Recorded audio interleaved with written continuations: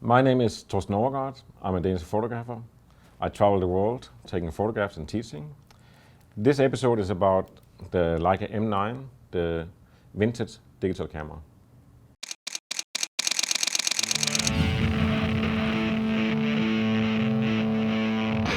So this is a review of a kind of old camera. I mean, in any digital camera that is like 7 years old is a really old camera. So the reason I review this one is that it's still a very interesting camera. If you want to get into Leica, then you can get this one secondhand and it's still a great camera. The story behind this camera was that Leica is known for the film cameras they have done for 100 years. And then they did the first digital Leica, that was the Leica M9, but it had a crop sensor. And that one came in 2006. And Leica kept saying that it's not possible to make a full frame sensor because the lens is so close to the sensor in the camera here. So there would be too much angle in the sides. But then in 2009, they had a release event in New York, actually on September 9, 2009, 9:09 a.m. in the morning, where they released the Leica M9 with a full frame sensor. So I got the camera within 48 hours after they released it. I found one in Germany and I bought it. And then I started shooting with it. And I started an article on my website, how I used it, what I learned from it, how to debug some of the things with colors and whatever else was with the camera. And that review have grown over the last 7 years to be 19 pages. So it is actually the world's longest camera review ever made, and probably that will ever be made. And I had to drop in my Leica M240, I have two of them, so I dropped them into Leica to get them serviced. And I wouldn't get them back till a week or two later, so I thought, okay, I'm just going to use that time to just pick up one of my Leica M9s and shoot with it again. And it was just supposed to be 1 or 2 weeks, but it actually extended to 6 weeks because I fell in love with the camera again. And that made me make a new page 19 on my Leica M9 review that is on my website, about that I basically fall in love with this camera again. So let's look at the camera and see why it's still a valid camera for anybody who wants a digital Leica. So let me just give you a short overview of this camera. So as with every Leica, the aperture you set here is manually, and also the focus here is manually. That's the same for all Leica M lenses. Then you have, here you have the viewfinder, so that's the one that you look through. And the picture is going to be double, and then when you focus, it's going to fall in place. And that's when you have the focus. And the way it does that is that it has this little window over here, and there's a coupling here. This is very mechanical. It's not electronic or anything. So if you look here, you see when you turn the focus on the lens, you can see this piece of metal moving up and down here. And that's simply the one that presses the focusing wheel here. And that's what makes the picture move over here so you can achieve focus. And that's kind of a miracle that you can have a lens like this one that have really narrow focus. And then mechanically you can actually have exact focus like this precise 3 meters away. That's amazing. But that's part of what you get with a Leica. And you can see also here there's a little window here. The new Leicas don't have this. What this window does is that it gives light into the frame lines in the viewfinder. So in the viewfinder you have frame lines that shows, you actually see this white, but then you have frame lines in here that shows with this lens, this is what you crop. So this gives the light to this one. In the new Leica, you can see there's no window because it's LED lit. So it just gives like maybe a classic look. Over here you have a frame selector. It's something that has gone off the modern cameras because nobody really uses it. What it does is have 3 different settings. And the idea is that when you have a 50mm here and you look through it, and you can see if I change it here, it's going to be 75 or 135, or here it's going to be 90. I can see which lens should I put on to get this crop. Nobody really uses it, and that's one of the reasons I removed it. Sometimes they put them back on cameras if they're supposed to be a little bit, classic looking or something like that. Not really important thing. This is the release button for the lens. And you press it, you turn it a little bit. And let's just look in here again, because here we have a reader here of the 6-bit code. And what it does is that reads the 6-bit code on the lens here. And it's a very simple code. And all it tells the camera is this is the 50mm Oculus or the 90mm 2.0. That's all it does. And if you look really close in here, you can see 3 small eyes down here inside the house. And they measure the reflection of light on those stripes on the shutter curtain. And that is how the light meter works. It just reads the reflection of, like the light goes through the lens, hits those stripes, and then that's how it comes up with a suggestion for what your shutter speed should be. Then we have here up on the top, we have the shutter release, and it simply goes off, single, continuous, self-timer. And I usually have mine on continuous because then I can take one photo, I can hold it down if something happens, I want to keep shooting. Then we have here the shutter time, and it starts out on, I call it automatic, but it's actually aperture priority. So what it does when it's on aperture priority is that inside the viewfinder, it gives you a suggestion like 1/25 of a second. And if you agree with that, you just take the picture. If you want to change it and say, no, I want to go 1/500 per second or something like that, then you change it to 1/500, and then you just take the picture at that, and then you go back to aperture mode. And for you who have never seen a shutter, this is how it looks. This is the metal curtain we have in here, and when you take a picture, it simply just goes up, and then the sensor can be exposed to light, and that's all it does. Then we have a hot shoe up here, or a flash shoe, that's so you can put on a flash. Nobody really does that with a Leica. You can also get, if you have wide angle lenses, you can get a little viewfinder up here. So like, for example, it's a 21mm viewfinder. It's actually an optical viewfinder you put on. So first you look at this, through this one and see this is the frame, and then you look at this one and you focus. And it sounds really old school, and it kind of is, but it's something you get used to when you have to, and that's something you have to when you have a Leica. Then we have almost historic thing over here, that this is the last model that had it, and this is so you can put in a USB cable, and that's a really bad idea to have. You should always download your pictures with the SD card, but I had this and I even supplied a cable with it, but usually what happened when you used the cable with a computer was that either the computer or the camera died, so you shouldn't use that, and that it's like historic, no cameras have it anymore. We can actually look at the camera first down here. We have here for a tripod that you can attach here.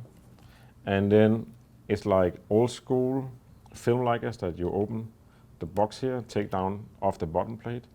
And if you look here, you see you have this little cutout here and you think, oh, this is really cute. It looks like they're trying to make it look like you can put in a film. But that's actually not the case. What they have is that it's this space for the lock of the bottom plate. And you have the socket for the tripod sits here, and that's what you see on the inside here.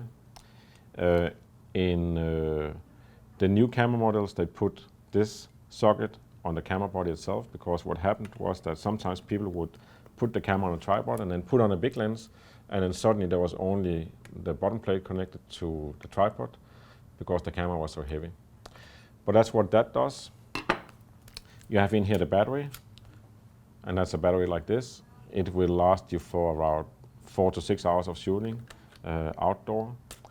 And then you have here the SD card that goes in and out here.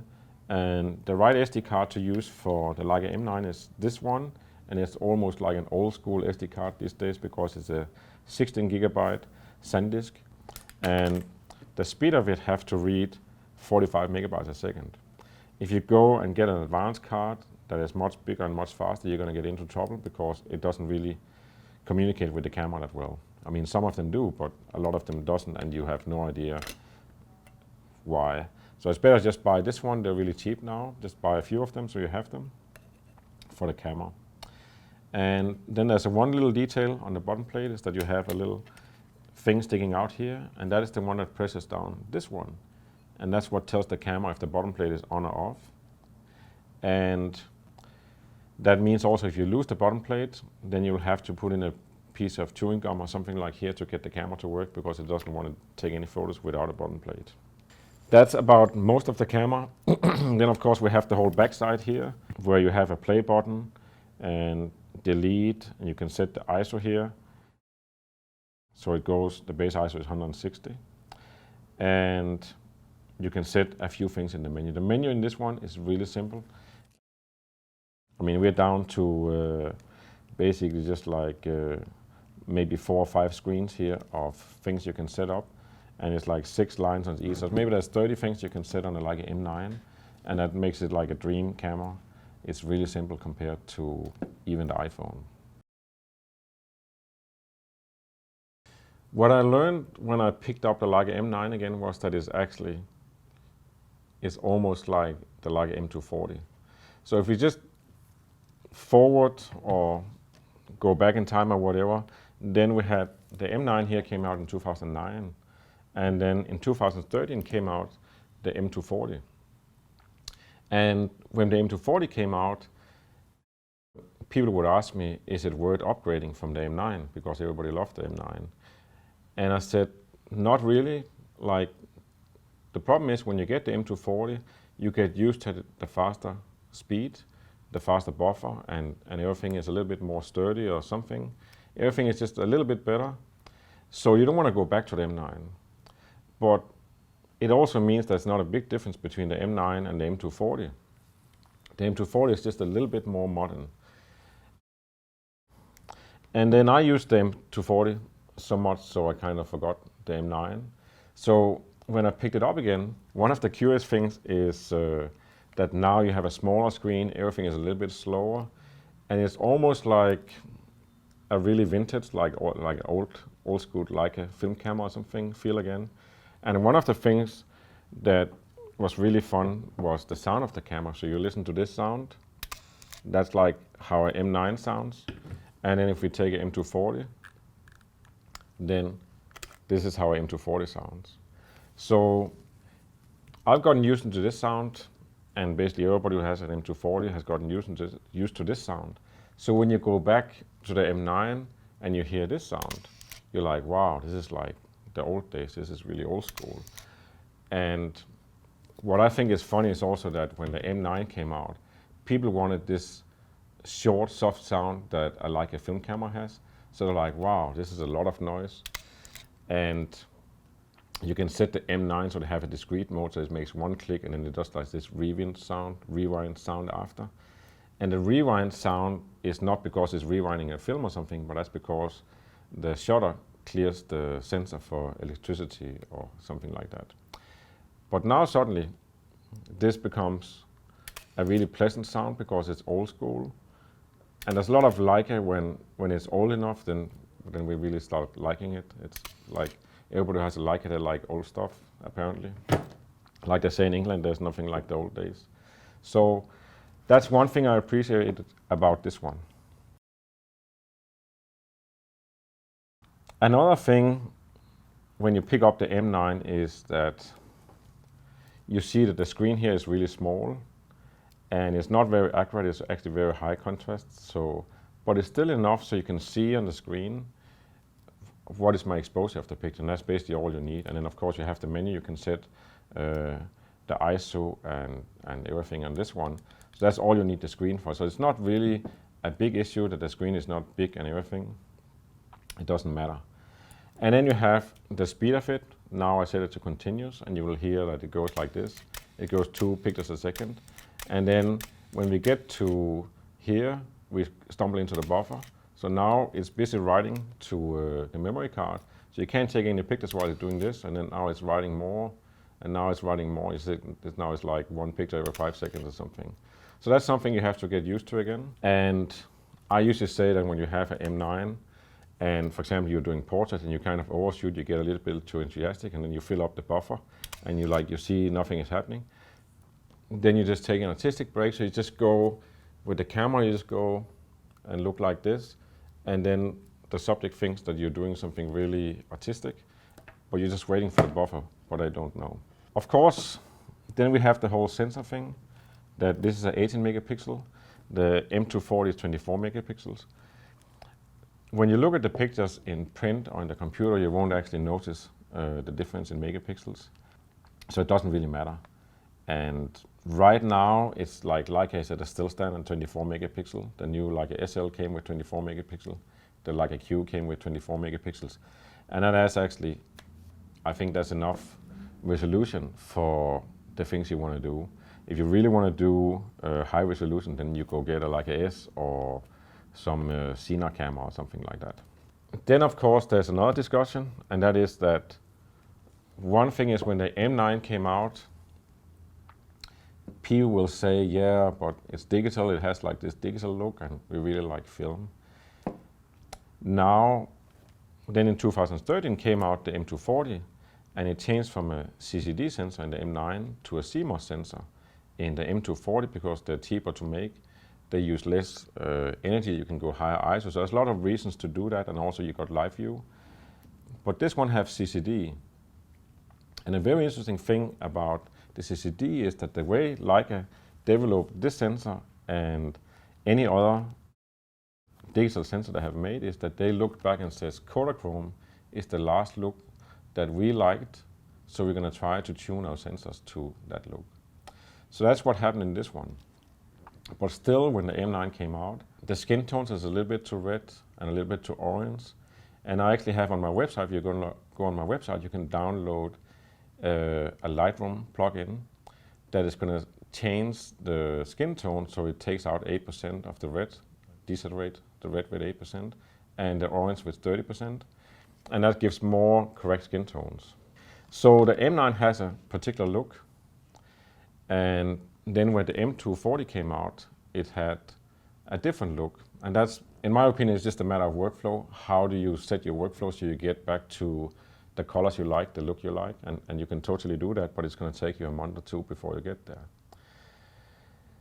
So when you go back to the M9, then you're back to kind of like the old school colors and CCD sensor.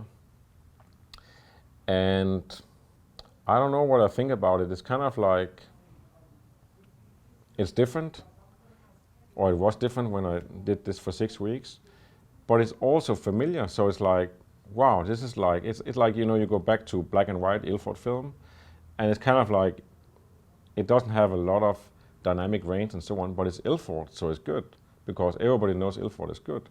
And the Leica M9 has the same thing now, that this is the Leica M9, and that's the one that everybody loves, so it's good. So you kind of get over that, so it looks really cool when you do it. One thing that when you go back to a camera from 2009, you can discover is that the ISO doesn't go to 50,000 or 100,000. The ISO on the M9 goes officially to 2,500 when you go in the menu here. But usually when you buy any digital camera and it says it can go, for example, 6,400 ISO, it's usually one stop or 1.5 stop less before you start to get noise. But I always put a little bit higher ISO. In the case of the M9, the max ISO I use the camera on is 800. And you say 800 ISO is like nothing, but it is. We do have cameras today that can do 100 and 200, and we're probably going to get giga ISO before we know of it. But the matter of the fact is that you can actually shoot at 800 ISO. You can do a lot of stuff, especially if you have fast lenses like Leica. You don't necessarily have to have an Oculus 0.95. You have a lot of the Leica is 2.0, or like this one is 1.4. So you can do a lot of stuff. And there's also the thing that when you shoot it with a Leica, and especially if you're continuous, nothing moves in the camera really except the shutter. So it's not that the camera is moving around a lot, so you can actually take pictures down at 1/15 and 1/8 of a second. That's not something to really worry about. I wouldn't worry about it. I mean, it's nice to have 3,200, it's nice to have 6,400. We're so high in ISO, so it's almost like, it's almost too easy. So maybe it's even more fun to have one that doesn't go higher than 800. And if we look in the really old days of photography, then back in the 40s, I mean, they had film that was down to 25 and 50 ISO. And that would actually do evening photos and night photos with lenses that was 2.8 or 4.0. So I mean, if you can get 800 ISO to work with 1.4, then maybe that is the reason to get this one and start learning it. Another thing about the ISO is that the Leica here has a ISO of 160 as the base ISO. So that's the one that in theory, that would be the highest quality because that's the ISO that the sensor sees. So when you sit on that one, nothing attains. So that's what you will use in daylight. It also have something that Leica called pull 80 ISO. And that's not really something you want to use because if you go down to pull ISO, then you're stretching the sensor, and that's why they call it pull. And you simply just use about 3 stop of dynamic range. And usually if you go 80 ISO, that's because there's a lot of light, and that's where you need the dynamic range because you need the highlights and the shadows. So you never go there. If you want to shoot a Leica in sunshine, then you go get an indie filter, and that's like this. It's like the sunglasses for lenses. It's a different story. I'll get into it in another chapter. You can also find it on my website. But that's about it on the ISO. 160 outdoor, 800 outdoor indoor or in the evening. It works really nice. Don't go higher than that. Then you're going to start to see that sometimes the skin tones change or something. And if you have color photos in the evening of somebody with magenta skin and you can't get rid of it, you basically don't have a color photo. So what can I conclude after 7-8 years with the Leica M9? I shot with my 2 Leica M9s for 3 years. I shot more than 180,000 pictures on them. I didn't have any problems with the camera there, the shutter or anything. So everything is just been going really well. I will send my cameras to Leica every 6 months or something for cleaning and adjustment. I never clean or adjust myself, so they'll do it for me. But apart from that, there's just been rocking and rolling. And I would say this is actually a perfect camera.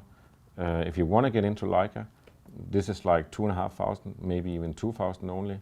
And then you need a lens, and you can find a good second-hand lens, maybe an old vintage one from the 60s, for less than 1,000, maybe like $400 or something. And then you're into Leica, and it works 95% as well as this one. In terms of image quality, I would say 100%. What the last 5% you get in the M240, the more modern camera, is just faster buffer, bigger screen. That's it. It's more like the feel of the camera is more fast. That's what you get. The way to buy a second-hand Leica is kind of interesting because people will see my Leicas and say, oh, it looks so beautiful with all the brassing here and so on. And then they have their own camera, they still have the plastic on the bottom so it doesn't get scratched. And that is funny enough also when you sell a second-hand Leica. People seem to like brass, but they don't want to buy it. They actually want to buy a camera that's almost like new. I would say that doesn't really matter because this is beaten up. It's been hitting stuff, falling on the floor and everything, and it still works. So in my opinion, it's almost better to have a camera that have really been through war and hell because you know it works. Whereas a camera that just comes out of the closet, nobody ever used it for real, it could fall apart tomorrow, you know. So I wouldn't mind about that, but I know that a lot of people mind about it. And my advice in finding a second-hand Leica is like either you find a widow that has a camera bag full with filters and lenses and cameras and they just want to sell it for whatever. That's usually a good deal. Or you find the guy who already bought the new Leica and now he has the old one. And maybe he asks in the store, what can I get if I trade in this one and that, or you can get $1,500 because they need to make money on it and they need to add VAT. So he's going to be happy with anything above $1,500. So that's why when you buy secondhand, you have a little bit of patience. You don't go buy the first one you see on eBay. You just wait a little bit till you have the guy that says 2,000 or whatever. That's the one you're going to get. And the same with lenses. The lenses doesn't really drop a lot in value in terms of Leica. And you could say if you get into this one at a really good second-hand price, then when you upgrade next time, you're basically not really going to lose money. I think the M9, when it came out, it was 5,600, maybe 6,000. So in 7-8 years, it has dropped to 2,500 as the market price. So that's not a big drop for a digital camera either. So it's not going to drop a lot more from 2.5 or 2,000, whatever you get into. Another possibility is to go back to the Leica M8 that had the crop sensor. I would probably aim for the M9, but you could go with the Leica M8. That's probably around $1,500 secondhand. One good thing about the Leica M8 is that it has really good black and white pictures, and it's also really good for infrared. And for example, Lou Reed, he had a Leica M8 because he did a lot of infrared photography.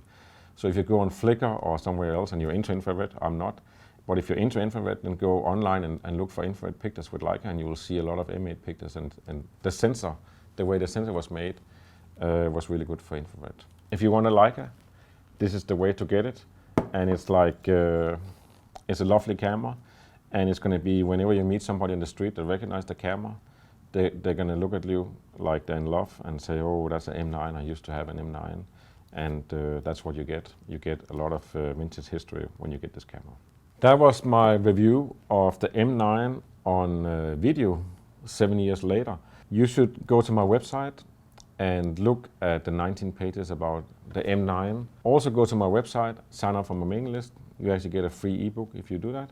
So if you're really smart, go and do that. And it also means you're going to stay in the know. So if and when I make a page 2020 on the Leica M9, you're going to get an email saying there's more to know about your camera if you get this one. Thanks for watching, and I will see you the next time.